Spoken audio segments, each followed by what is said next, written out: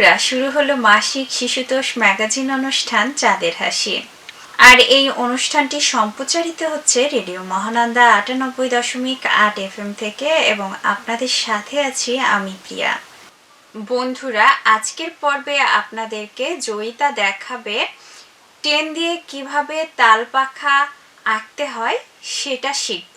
তাহলে চলুন বন্ধুরা, শিখে নিই। আমি আজকে তোমাদেরকে একটি 10 দিয়ে পাখা আঁকিয়ে দেখাবো।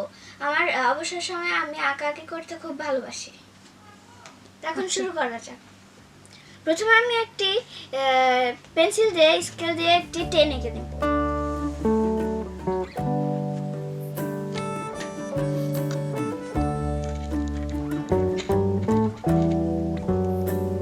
এখন পাখার সাইডের ডানটিটা এঁকে নেব। সাইডে কিছু ডিজাইন করে দেব। এখন শেষ আমার ডিজাইন করা। এখন সাইডে কিছু পাতা এঁকে নেব। পাখাগুলো এঁকে নেব যাতে পাখাটা আরো সুন্দর এবং রং বেরং লাগে। এখন ভিতরে কয়েকটি পাখার দাগের মতো কিছু এঁকে নেব।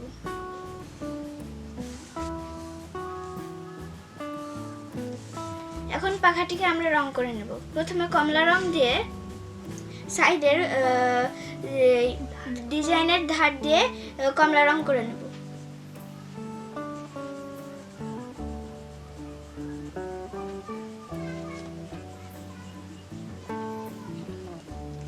এখন আমি হলুদ রং দিয়ে ভেতরে রং করে দেব। তোমরা চাইলে যে কোনো রং এখানে ব্যবহার করতে পারো। তোমাদের পছন্দ মতো তোমরা চাইলে এখানে যে কোনো রং ব্যবহার করতে পারো। এখন আমরা পাশের ডানটিটাকে খয়েরি কালার করে নেব।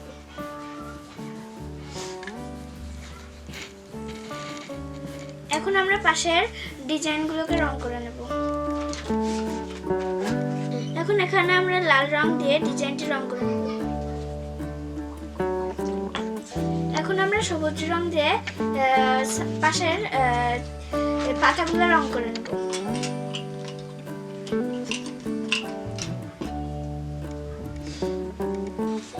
তোমরা ইচ্ছে করলে এই পাখাতে আরো কিছু রং ব্যবহার করতে পারো তোমাদের ইচ্ছে মতো।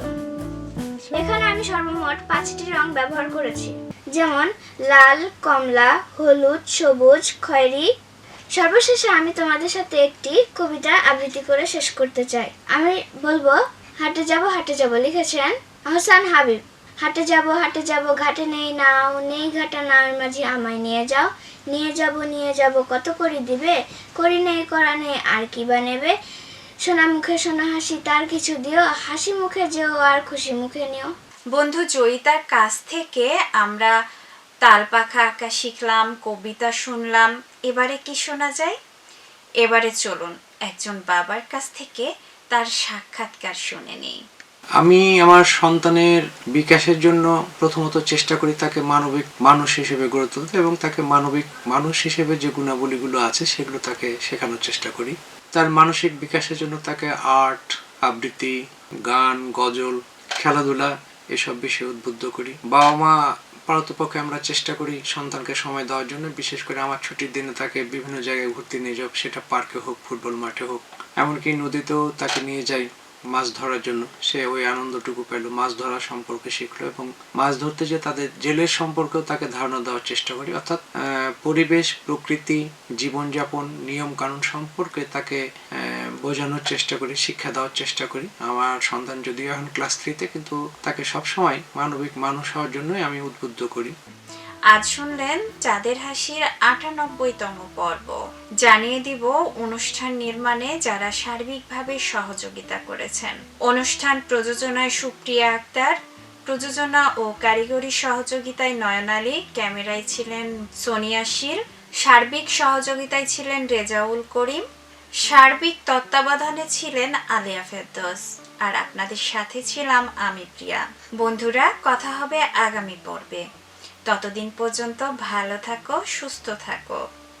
শুভরাত্রি।